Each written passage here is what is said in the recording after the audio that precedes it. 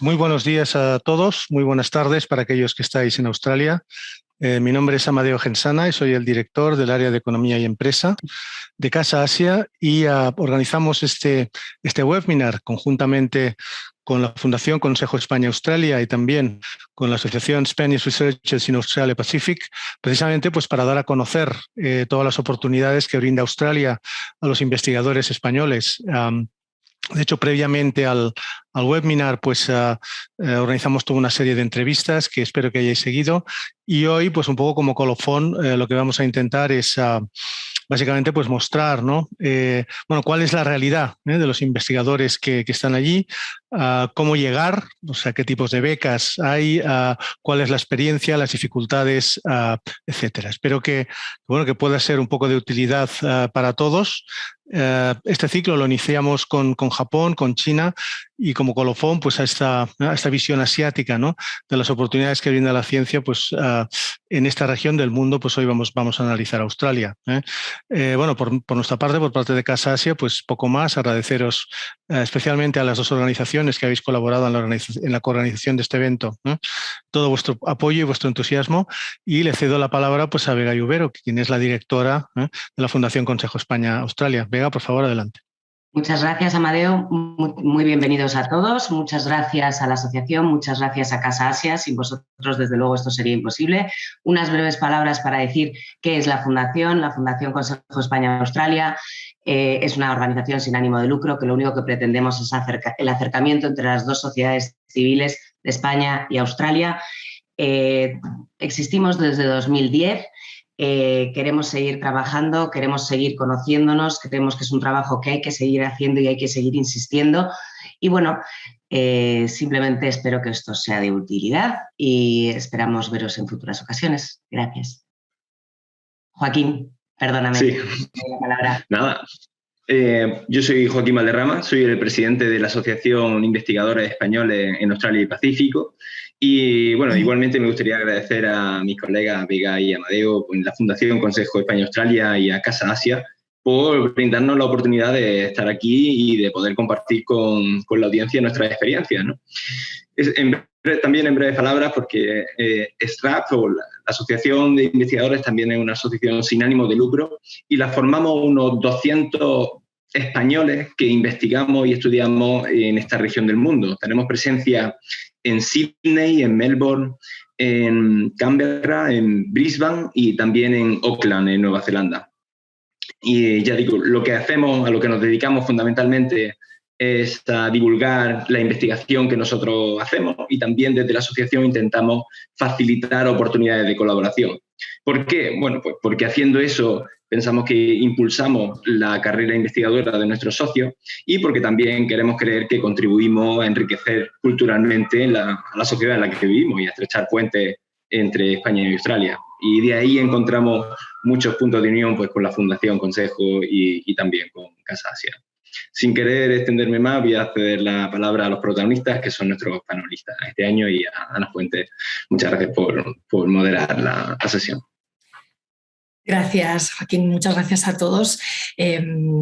Saludos, buenos días en España y buenas tardes, noches para los que estáis en Australia. Cuando hablamos de Australia lo hacemos de un país de solo 24 millones de habitantes, pero que tiene entre 25 y 30 universidades en el top 500 y 5 de ellas en el top 50 del mundo. ¿Cómo se accede a ese sistema? ¿Qué requisitos hay que cumplir? ¿Qué ayudas, qué becas ofrece también España para poder ir allí, la Unión Europea? Vamos a recorrer todo ese panorama, vamos a perfilar todos esos temas y para ello nos acompañan 4 investigadores que o han pasado o están ahora mismo trabajando allí en Australia y que nos van a dar sus claves, sus sugerencias y sus consejos. Los voy a presentar ya para no perder ni un minuto, pero os recuerdo que podéis ir planteando preguntas en el chat y que al final vamos a dedicarles unos minutos para responderos a todos. En primer lugar, os presento a Natividad Gómez, que es investigadora postdoctoral en la Escuela de Odontología de la Universidad de Queensland. Nati, bienvenida. Decía que muchas gracias por invitarme. Me parece una excelente oportunidad para acercar la experiencia de investigar en Australia al público. Así que muchas gracias por la investigación. Y bueno, solo para presentarme un poco, yo estudié química aquí en Madrid, en la Universidad Autónoma, y luego hice aquí mi doctorado en la Universidad Complutense de Madrid, más enfocado en biomateriales. Y finalmente, y mi conexión con Australia empezó durante mi tesis, conseguí una estancia de 6 meses en Australia. Y ahí empecé un poco, volví a España, terminé la tesis y luego conseguí un contrato postdoctoral. Entonces, bueno, pues he estado allí 2 años y medio trabajando en la Universidad de Queensland, y ahora acabo de volver a España con una beca Juan de la Cierva. Sofía Samper Carro es zooarqueóloga, investigadora postdoctoral en la Facultad de Asia y Pacífico de la Australian National University. ¿Qué tal, Sofía? Hola, Ana. Hola a todos y a todos los que nos están escuchando. Muchas gracias por darme esta oportunidad. Carmen Salvador trabaja como consultora científica en la multinacional Thermo Fisher Scientific y nos va a aportar su visión del mundo de la empresa. Hola, Carmen. Hola a todos. Muchas gracias por la invitación y nada, un placer estar aquí y charlar acerca de mi experiencia personal en la empresa y bueno, yo hice también la tesis doctoral aquí en Australia, así que bueno, dar un poco esa perspectiva. Gracias. Y por último, quiero darle la bienvenida a Sergio León Sabal, que dirige su propio laboratorio, el Laboratorio de Instrumentación Astrofotónica de Sydney, y además es presidente honorífico de las RAP. Sergio, ¿cómo estás? Hola, buenos días. Muy bien, muchas gracias por la oportunidad. Estoy deseando empezar a hablar de los temas que vayamos a tratar. Buenos días de nuevo y sigamos. Vamos con ello. Nos están escuchando estudiantes, aspirantes a investigadores o investigadores que buscan una continuación, que se plantean si Australia es un buen destino para empezar o para desarrollar su carrera. Así que vamos a darles una foto general. Sergio, tú eres el que más años llevas allí, llegaste en 2007. ¿Qué formas tiene un investigador español de acceder al sistema australiano? Pues, como bien has dicho antes, a pesar de tener una población de menos de 24 millones, tiene una economía fuerte. Australia tiene una economía bastante fuerte y un sistema de investigación puntero a nivel internacional. Y yo creo que la mayor ventaja que tiene el sistema australiano es que es muy abierto internacionalmente. Aquí todas las plazas en la universidad son abiertas. No hay requisitos de acreditaciones, de convalidaciones de títulos. Se basan en la meritocracia curricular en tu carrera investigadora. Y hay unas plazas directas permanentes o temporales en las universidades y centros de investigación y se abren de una forma arbitraria dependiendo de la necesidad que tenga la universidad o los centros de investigación. No existe el concepto de funcionario per se, por lo cual abre un poco el ámbito en que una persona puede acceder al sistema de investigación en Australia, tanto en universidades como en centros privados o financiados por el gobierno de investigación, que hay muchos aquí también comparados con el CSIC. Por lo cual estas plazas no están centralizadas y te permiten esa facilidad, digamos, de solicitar una plaza desde fuera a lo que es un puesto incluso permanente de profesor titular o catedrático o cualquier nivel más junior o medio en la carrera. También hay un sistema bastante fuerte y competitivo de fellowships. Básicamente, tanto por parte del gobierno como por parte de las propias universidades. Las que la lleva el gobierno están normalmente administradas por sistemas independientes, por entidades independientes al gobierno, pero con fondos públicos. Y esos son los casos de ARC y MHRC, que creo que vamos a escuchar un poco más acerca de ellas después. Y también las propias universidades tienen sus sistemas de fellowships y sus sistemas de entrada para postdoctorales. Cada universidad tiene llamadas, digamos, anuales de este tipo de fellowship para niveles tanto junior como medio.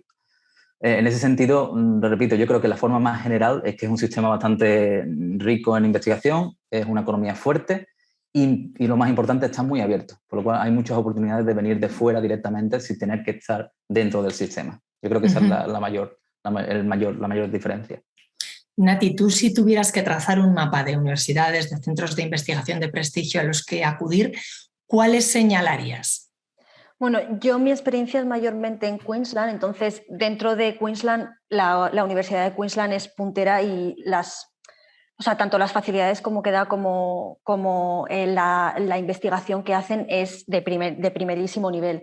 Pero, por ejemplo, hay otras universidades, la Universidad de Sydney es de las mejores del mundo, la Universidad de Canberra, la de Melbourne, Monash University, todas esas son universidades tremendas y son incluso mejores que la Universidad de Queensland, pero otras más jóvenes como la Queensland University of Technology, que también está en Brisbane, bueno, es espectacular la cantidad de inversión que hay en ciencia, las facilities. Eso es difícil de encontrar en universidades en otros sitios, yo creo.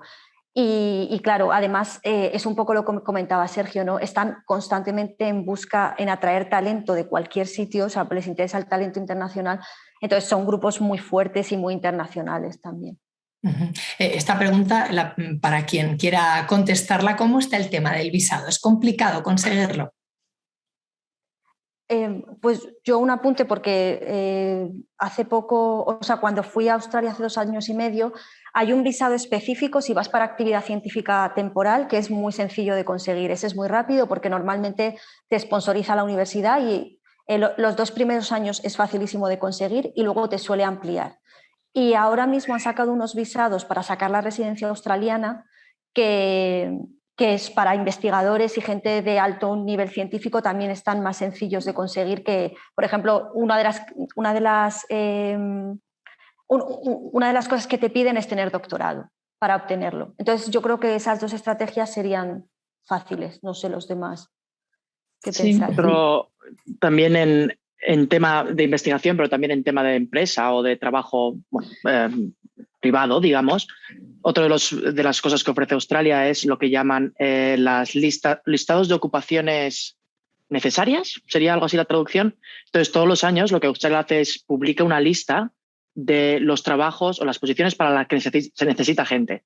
No es lo que decías al principio, es muy poca gente y este continente es muy grande. Entonces, por ejemplo, arqueólogos, desde mi punto de vista, arqueólogos está siempre en la lista. Y si hay algún arqueólogo oyéndonos, sabemos que no es fácil encontrar trabajo. Y cosas como trabajo en servicios sociales, todos esos tipos de trabajos más en el rollo profesional, esos todos los años se pide gente porque no tienen suficiente gente y más ahora con todo el tema del COVID. Carmen, ¿quieres añadir tú algo? Sí, yo creo que, hacer hincapié que depende realmente del nivel profesional en el que estés y del currículum, obviamente, que cada uno tenga. Como bien dice Sofía, si haces alguna profesión en la cual está muy en demanda y no hay mucha gente por aquí que pueda ocupar ese tipo de puestos, tiene más posibilidades, siempre y cuando tenga unos requisitos previos, por ejemplo, el inglés, obviamente tienes que tenerlo, etcétera, etcétera. A nivel de doctorado, yo creo que es muy importante, si quieres hacer un doctorado aquí en Australia, el contactar directamente con el investigador principal con el cual quieras hacer el doctorado, porque si no te apoyan la candidatura, es bastante difícil que entres en un programa de doctorado. O sea, es difícil, pero no imposible. Y bueno, con el tema de la industria, lo mismo. De nuevo, depende del sector, pero creo que, si tienes una serie de habilidades y conocimientos muy específicos que estén en demanda y que no se puedan cumplir aquí, pues tienes bastantes posibilidades. Sofía, tú llegaste a Australia en 2014. En España estabas acabando un doctorado en la Universidad Autónoma de Barcelona, compaginabas trabajo y estudios y conseguiste una buena beca en Australia que tiene un equivalente europeo y que quizá algunas personas que nos están viendo no conocen. Háblanos de ella. Sí, pues justo como decías, Ana. Yo estaba acabando mi doctorado en la Autónoma en Barcelona y, el futuro no era muy boyante, digamos, para arqueólogos. Entonces yo conseguí una beca que se la dieron, es lo que en Europa serían las ERC, las European Research Council, digamos, serían las de más alto nivel, ¿no? Pues en las ERC tienes como 3 niveles, digamos. Tienes el nivel de entrada, que sería el Starting Grant, Consolidator y luego Synergies, ¿no? Y para los que estén mirando ese tipo de becas, pues más o menos lo entenderán. Aquí en Australia tienen un sistema parecido. Entonces tienen las de entrada, que serían las DECA, Fellowships, que son un poco diferentes a lo que Sergio estaba comentando, pero también se llaman Future Fellowships, se llaman. Y luego tienen los Laureate Programs, que es los que dan a los súper académicos, súper catedráticos. Entonces mi supervisora consiguió una Laureate de estas y con esos Laureate, como te dan mucho dinero y es un proyecto de al menos entre 5 o 7 años se puede extender, te dan la opción de contratar a gente. Entonces, justo en este proyecto pues, se contrató a 2 postdoctorales y a 2 estudiantes de doctorados. Entonces, yo me vine aquí a hacer un segundo doctorado, porque al final me salía mejor venirme a hacer un segundo doctorado que quedarme allí y ver a ver qué pasaba. Entonces, en ese sentido, es un poco lo que comentaba Sergio, ¿no? Que hay muchas opciones. Me vine aquí con la idea de hacer el doctorado, 4 años, pero estando aquí, pues justo lo que comentaba Sergio, en el 2016, dentro de la universidad de la Australian National University, donde trabajo yo, salió la opción de una plaza de profesora. Entonces, como yo ya tenía mi doctorado de España, me presenté. ¿Qué es lo que piensas, no? De, bueno, pues yo me estoy presentando aquí, no tienen ni idea de quién soy, no lo voy a conseguir nunca. Pues me la dieron. Entonces, es un poco el tema este de meritocracia, ¿no? De que si vales y si demuestras que tienes la intención de mejorar y de colaborar con otra gente, siempre te abren esa opción. Entonces, conseguí esa plaza hasta el año pasado y el año pasado conseguí otra fellowship. Igual, dentro de la ANU, pues una de estas que Sergio comentaba, de las que ofrecen la universidad. En este sentido, estaba relacionada con el gobierno poniendo algunos medios en la universidad para poder, bueno, para el tema del COVID y tal, pero bueno, ya ahora he conseguido una fellowship, se ha unido con otros temas y al final es otro contrato de 3 o 4 años. Entonces, sí que hay estos equivalentes con pues, el Australian Research Council y el European Research Council, pero justo lo que comentaba Sergio, ¿no? Como dentro de las universidades también fomentan el contratar a gente, aunque sean en contratos cortitos, pero en contratar y promocionar a gente que ya está, digamos que como que ha entrado en el sistema. Vamos a seguir con opciones. Fuera de micrófono, Nati, tú nos hablabas de las Marie Curie. Sí, pues dentro de estas son europeas, entonces, bueno, pues si nos está viendo gente que ahora es investigadora en Europa, y las Marie Curie tienen como dos versiones, la de retorno a Europa, si tú has estado fuera, o la de retorno a Europa o la de intercambio entre países, porque las Marie Curie son becas de movilidad. Si tú, por ejemplo, has hecho el doctorado en España y luego quieres irte a hacer un postdoc, puedes elegir cualquier otro país europeo. Pero hay una segunda modalidad que es menos conocida, que se llama Global. Y tú en esas los que puedes hacer es irte 2 años a otro país y luego tienes 1 año de retorno en un país europeo. Entonces, por ejemplo, esas pueden ser una buena alternativa si alguien está planteando irse a Australia, pero le da un poco de vértigo irse sin más, pues tiene esa opción de son 2 años y luego puede volver a un laboratorio europeo a continuar su investigación. Y estas son postdoctorales y se pueden pedir hasta 8 años después de haber leído la tesis. Carmen, tú puedes darnos una visión de 2 mundos, ¿no? El de la academia, porque llegaste a Brisbane para estudiar el doctorado, y el de la industria científica, porque hoy trabajas en la mayor empresa científica del mundo. Cuéntanos qué haces y cómo es el nivel en un terreno y en el otro. Bueno, pues empiezo contando lo que hago. A día de hoy, como bien dices, trabajo como consultora científica y doy clases de formación a otros científicos. Ayudo a resolver algunos problemas cuando tengan algunos problemas o intentar como maximizar las investigaciones que hacen cuando necesitan saber cuáles son los mayores avances a nivel tecnológico, ¿no? Porque esta empresa pues pone esas 2 cosas juntas. Las diferencias, bueno, a nivel académico, yo empecé haciendo una tesis de doctorado en la Universidad Complutense de Madrid, en la Facultad de Medicina, pero luego cortaron la financiación a mitad del doctorado. Entonces, bueno, tengo un poco idea de cómo es el mundo académico en los 2 países.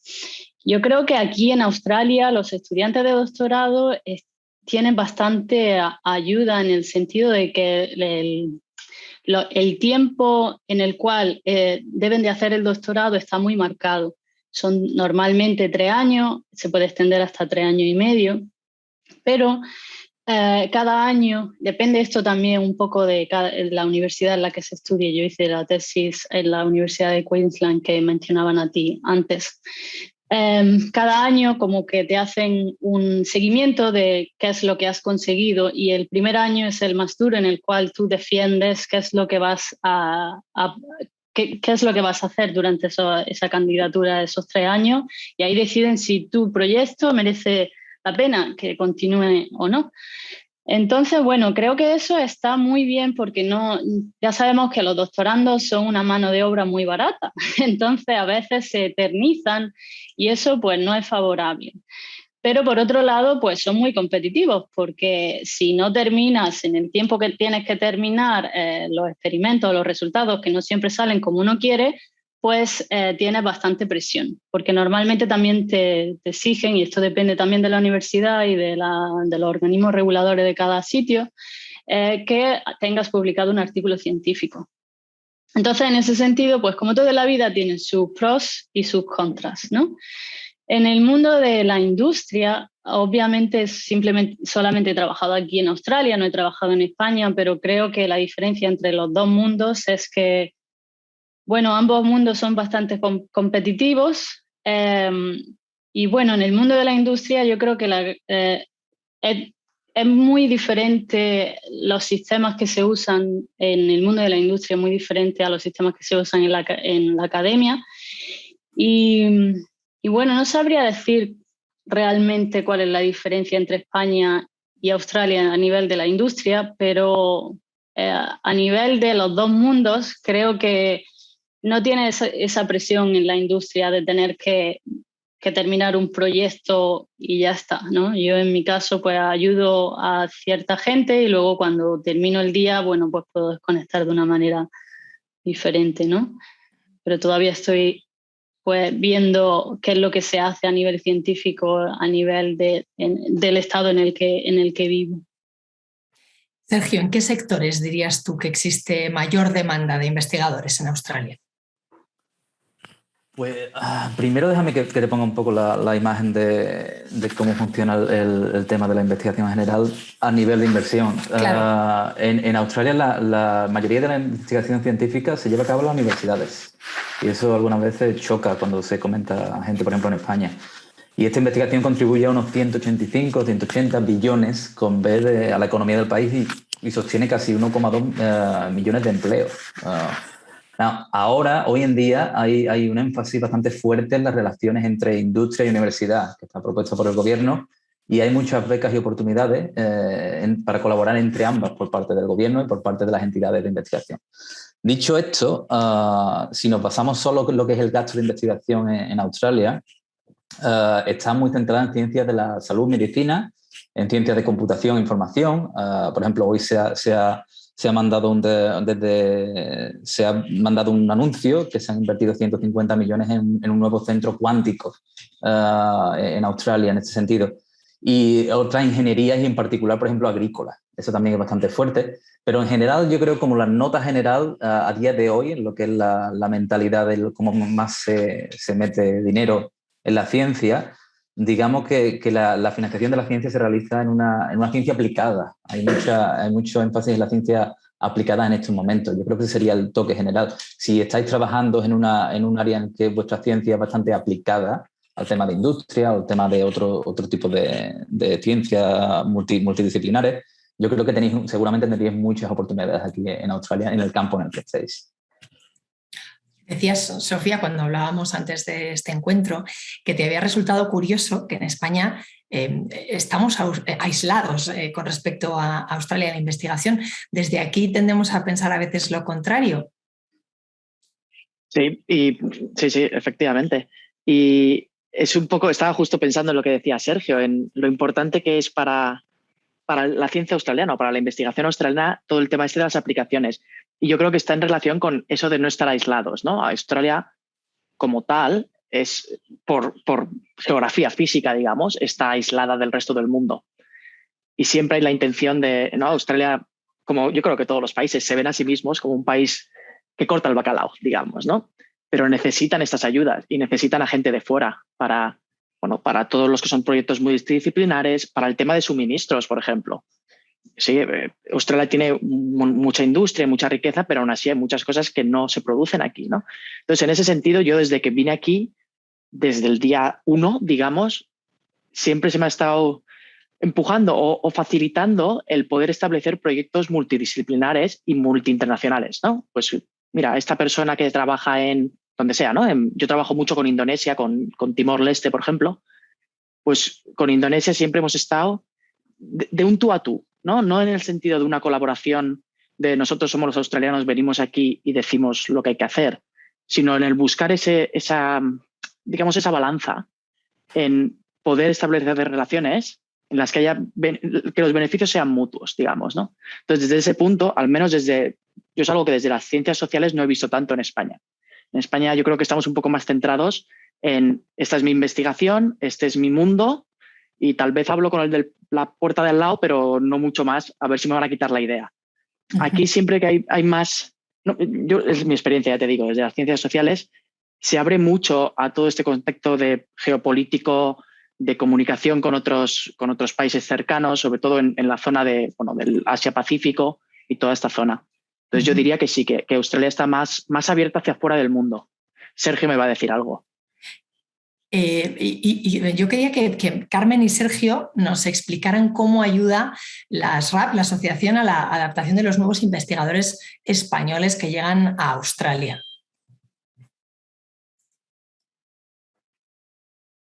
Carmen, ¿quieres decir algo? Sergio, tú tenías la mano levantada, así que te doy paso. Era para un poco contestar a Sofía, pero podemos hacerlo al final cuando tengamos el debate. Vale.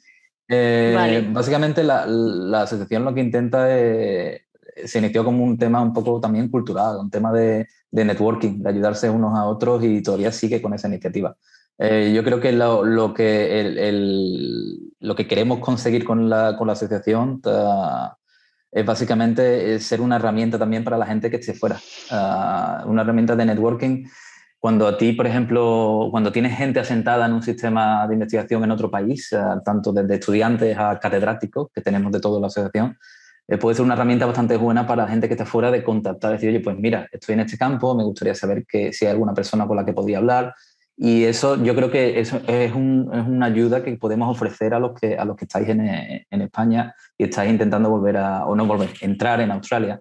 Por lo cual os pido que si tenéis ese interés y que no dudéis en contactar a SRAP y yo creo que en ese sentido podríamos ayudar bastante. Localmente, es lo que he dicho, es crear familia, un poco de disfrutar tu cultura, a la misma vez que se hace un poco de networking con todos los compañeros, que hay gente muy brillante en este país investigando. Yo creo que tenemos mucha suerte de poder formar parte de esta asociación porque como bien dice Sergio, es como una gran familia, ¿no? Y cuando estás tan lejos de España y de tu cultura, el ir a un evento y encontrarte a gente que habla tu mismo idioma, ya no solamente por el idioma, pero los chistes, la manera de ser, al final la cultura se nota cuando uno se va afuera, la importancia que tiene, ¿no? Y bueno, el conectar lo uno a lo otro, el poderte ayudar, el poder pedir consejo, porque al final venimos de sitios donde tenemos las mismas tipos de regulaciones o parecidas, ¿no? En la universidad, etcétera, etcétera. Así que el networking no es solamente a nivel personal, pero también profesional y yo creo que eso es una cosa un evento bastante enriquecedor, ¿no? Estando tan lejos.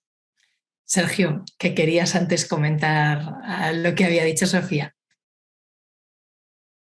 No, básicamente que para decirle a la gente que está escuchando desde España que otra cosa que se valora aquí mucho es el tema de la capacidad para trabajar internacionalmente.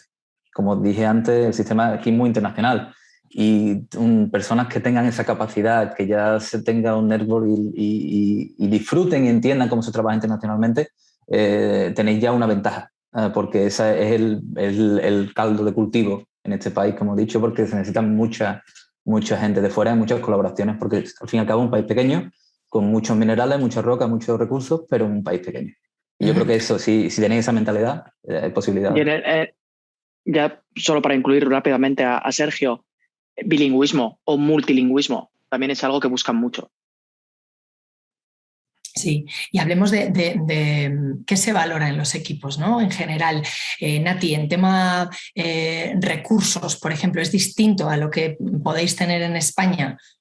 Es bastante distinto. Bueno, lo primero es que suscribo lo que han dicho Sergio y Sofía, porque es que es totalmente así. Y lo primero que te choca cuando investigas en Australia es que los grupos son muy internacionales, al menos en ciencias. Nosotros lo que hacemos es tissue engineering Y en ingeniería, en ciencias, hay realmente muy pocos australianos. O sea, es difícil casi encontrar australianos en el sistema científico. Entonces, lo primero es que tú llegas y trabajas con gente de muchísimos países distintos, con muchísimos backgrounds, y eso es súper enriquecedor. Entonces, en ese sentido ya tienes un enriquecimiento personal, que yo creo que ya solo eso es muy valioso, pero es que encima el dinero que se destina a investigación es bastante grande. Entonces, nosotros, por ejemplo, yo lo que hacía era pues eso, regeneración de tejido, biomateriales. Hay unos centros de microscopía que no tienen, el que hay en Madrid es excelente también, pero no tienen, o sea, es tremendo la cantidad de microscopios, la cantidad, impresoras 3D, todo eso lo tienes y resulta un poco abrumador en un mismo laboratorio tener tantas cosas. Y al final, como hay mucho dinero, se pueden hacer muchas colaboraciones, es muchísimo más fácil, tienes mucha libertad para también hacer tu propia ciencia. Y eso, claro, es una gran ventaja. Tú llegas como científico y es un poco, no sé, como que llegas a un mundo nuevo y la verdad es que sí que es muy enriquecedor. Estáis asintiendo mucho, Sofía, Carmen, Sergio, estáis asintiendo mucho. ¿Queréis añadir algo? Sí, nada, que bueno, perdón. No. Nada, que para hacer ciencia, pues obviamente para hacer, por ejemplo, en mi campo la genética molecular necesitas dinero y el dinero facilita mucho las cosas. El pensar qué tipo de experimento quieres hacer si ese pensamiento está simplemente basado en tu idea, en vez de estar pensando en qué dinero tienes para gastarte en el experimento y dónde puedes hacerlo, dónde no, eso te da una libertad y una facilidad tremenda. Es cierto que también, por otro lado, los investigadores de España, con el dinero que tienen, hacen filigrana y la necesidad agudiza el ingenio también. Así que, bueno, eso también te da otras ventajas, pero sí, totalmente de acuerdo con Nati. Yo también, yo de acuerdo. Yo todavía me acuerdo del primer día que llegué aquí me enseñaron los laboratorios de arqueología. O sea, yo ni sabía lo que era un laboratorio de arqueología porque eso no existía para nosotros. Nosotros compartíamos el laboratorio con gente y se me caían las lágrimas porque era, pero que todo esto lo podemos usar, que todo es para nosotros, sí. Este espacio y esta tal. O sea que ya pues en ciencias sociales es todavía mucho más exagerado en comparación con España. Temas como, que también estoy de acuerdo con Carmen, que agudizamos mucho el ingenio, ¿no? Yo siempre hago la broma con una compañera mía brasileña, que las dos siempre tenemos estas ideas locas, porque estamos acostumbradas a trabajar con presupuestos mucho más pequeños, ¿no? Y llegamos a ideas que muchos de los australianos nos miran como diciendo, pero ¿por qué tienes que reciclar todas las bolsas, ¿no? O cosas así. Pero sí, es tremenda la diferencia. Sergio, tú también lo has notado, ¿no? Sí, bueno, yo, como dijiste antes, llevo aquí bastante tiempo y lo he notado de dentro y con lo que vivo con compañeros que conozco fuera. Para darte un ejemplo, una de las cosas, yo estoy aquí asentado, como comentamos anteriormente, y una de las razones es porque llega un momento en tu estadio de carrera, por ejemplo, que este tipo de inversión, yo trabajo en física experimental, muy aplicada, y este tipo de inversiones en laboratorio, mi laboratorio tiene un presupuesto de unos 2 millones al año. Por lo cual, este tipo de inversión que tú puedas volver a España o lo puedas conseguir en España, los hay, pero hay muy pocos. Y eso es otra oportunidad que aquí te brinda Australia si quieres quedarte en este país y te gusta vivir aquí, llegar a un nivel, un estadio en el que tienes una financiación considerable para hacer el trabajo que quieres. Para quienes estén pensando más en la empresa privada, Carmen, ¿es difícil encontrar trabajo? ¿Lo tuyo fue una excepción o no? Bueno, pues no sabría decirte, quizá igual sí o no lo sé. Yo obviamente creo que si estás trabajando en la empresa, si estás ya viviendo aquí en Australia, es mucho más fácil porque lo primero que te van a pedir es el visado. Hay muchas solicitudes de trabajo que te dicen, si no tienes el visado en el cual puedas trabajar a tiempo completo, ni solicites la oferta de trabajo, ¿no? Entonces, bueno, eso fue una suerte porque, claro, al haber hecho yo el doctorado, tenía un visado adecuado y pude solicitar ese tipo de trabajo. Creo que una cosa que beneficia mucho a las personas que quieran solicitar trabajo en la industria, en mi campo, de genética molecular o biología molecular, otros campos quizás sean diferentes, obviamente, es el hecho de haber manejado muchas técnicas diferentes, ¿no? en qué laboratorios te hayan movido. Si, por ejemplo, tus jefes han sido jefes que hayan tenido muchas publicaciones o hayan tenido mucha financiación, por lo tanto tú hayas tenido la suerte de poder haber ido a congresos internacionales de alto prestigio, el haber publicado artículos científicos en revistas de alto nivel, de mucho impacto, qué número de publicaciones has tenido, todo este tipo de cosas pues cuentan. Y bueno, sí, un poco, creo que en algún momento pues depende en general, depende del momento y la suerte que tengas también, ¿no? Si están buscando a alguien y no hay muchos candidatos, o si da la casualidad de que tiene algo que necesita la empresa, pero bueno. Os recuerdo a quienes nos estáis viendo, podéis plantear vuestras preguntas en este chat y al final de las intervenciones vamos a dejar unos minutos para responder. Vamos con el terreno personal, porque al final marcharse de España tiene ventajas, tiene inconvenientes. ¿Cuáles le veis de unos y de otros a Australia? Sergio, tú que estás muy bien considerado allí, ¿te costó asentarte? ¿Qué debería saber cualquier investigador antes de decidir marcharse allí, optar por una vida allí? Pues sí, bueno, me costó y no me costó. Yo vine de Inglaterra, por lo cual por mí fue un cambio, una poco cultura anglosajona con sol o sin sol. La decisión fue clara para mí, que vengo del sur. Pero la verdad que sí, que cuesta sentarte. Al fin y al cabo tienes a tu familia y a tu cultura y fuera y muy lejos, que Australia está muy lejos en tiempo y en distancia.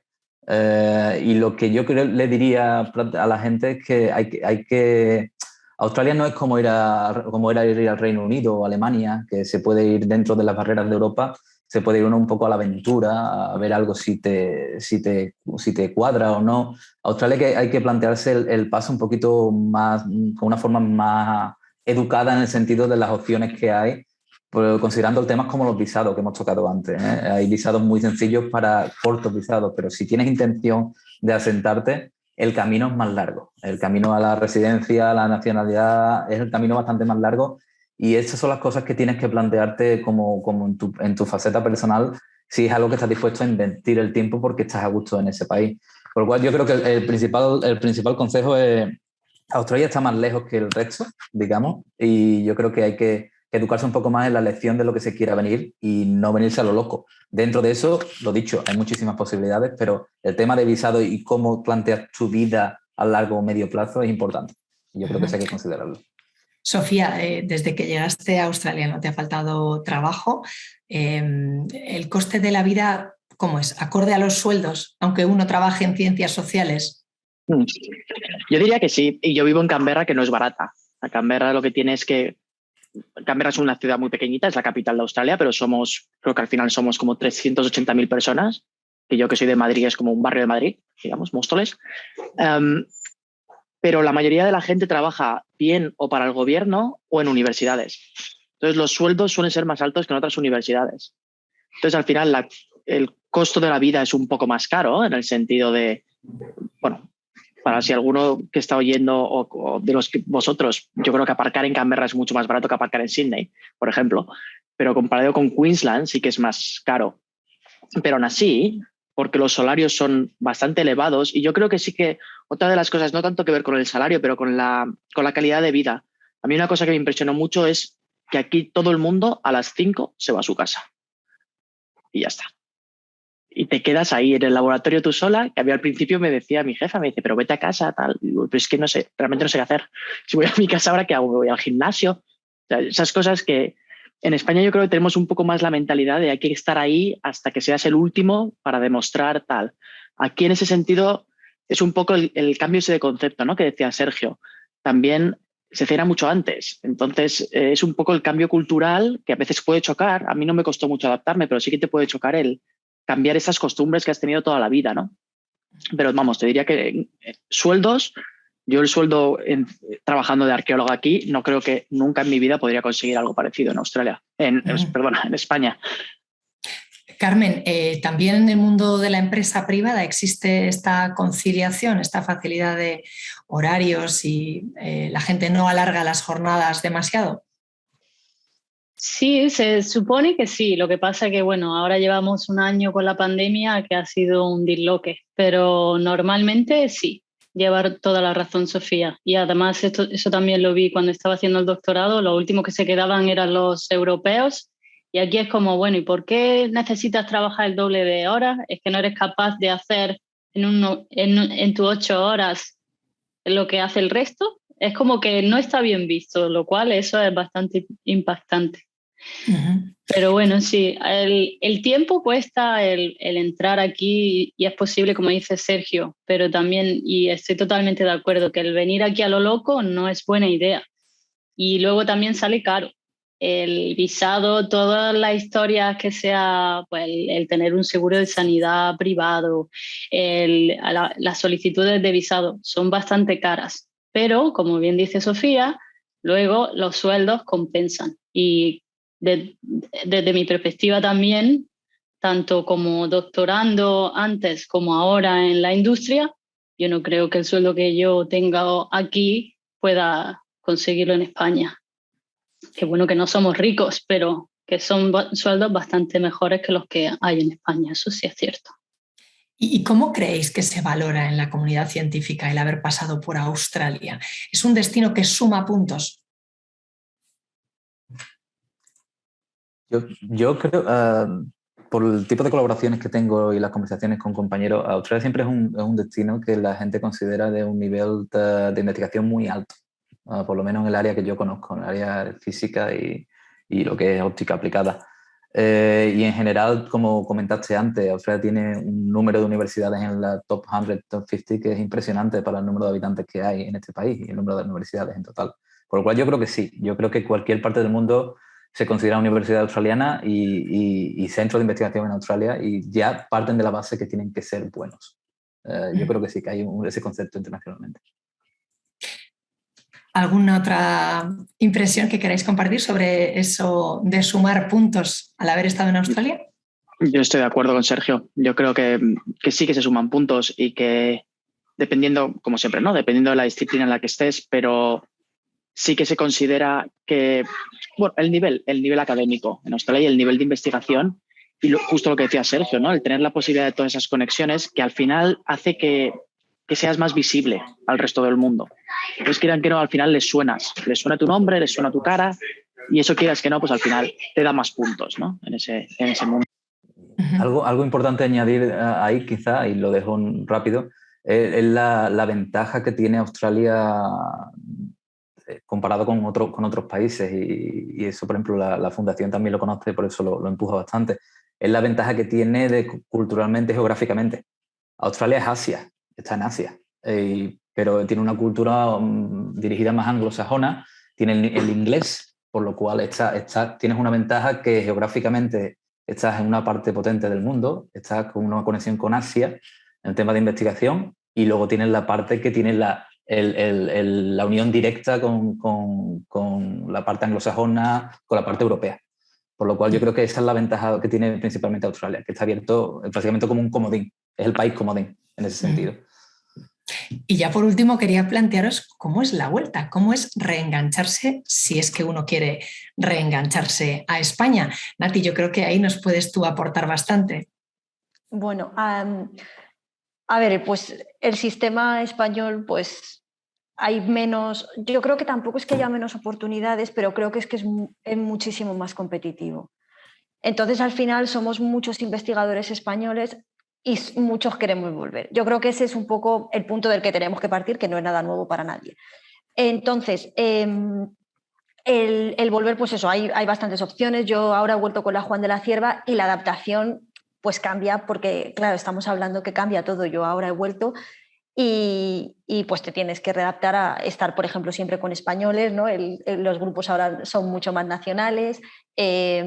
Tienes pues a lo mejor menos facilidades en ese sentido, aunque luego, claro, tienes otras cosas buenas y sí que ves que la forma de trabajar, por ejemplo, y esto sí que es mi visión particular, creo que es más productiva aquí. Porque sí que es cierto que es verdad que en Australia tienes esa conciliación, pero creo que la cultura de trabajo española, aunque no sé cómo es de saludable para la mente, sí que creo que tendemos a trabajar mucho, a echar muchas horas, y como esto es muy competitivo, pues tenemos que sacar trabajo adelante.